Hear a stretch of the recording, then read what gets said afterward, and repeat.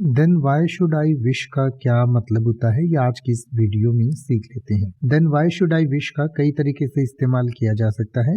Then why should I wish का सबसे पहले तो ये मतलब हो सकता है कि तो फिर मैं क्यों विश करूं, यानी कि मान लीजिए कोई व्यक्ति, मान लीजिए आपकी उसके साथ बनती नहीं है और आप उससे हाय हेलो करते हैं, यानी कि सुबह गुड मॉर्निंग गुड इवनिंग करते हैं या उसको जन्मदिन की शुभकामनाएं देते हैं, तो उसको भी विश करना कहते हैं।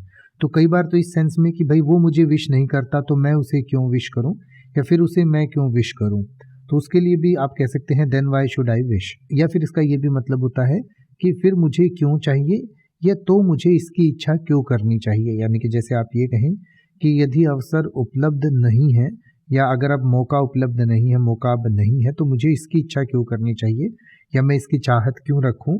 तो आप कह सकते हैं if the opportunity is no longer available then why should I wish for it.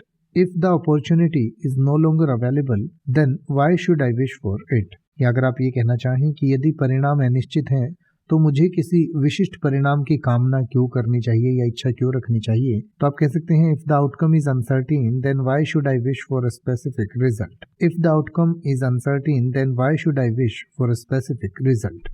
अब आप ऐसे ही किसी भी वर्ड का मतलब हिंदी और इंग्लिश में YouTube पर सर्च कर सकते हैं। आपको मेरी वीडियो मिल जाएगी जिसमें आप बिना किसी फालतू बकवास के सीधा उस वर्ड का मतलब समझ पाएंगे। तो ऐसी ही वीडियोस को देखते रहने के लिए चैनल को सब्सक्राइब करें और बेल आइकन को प्रेस करें।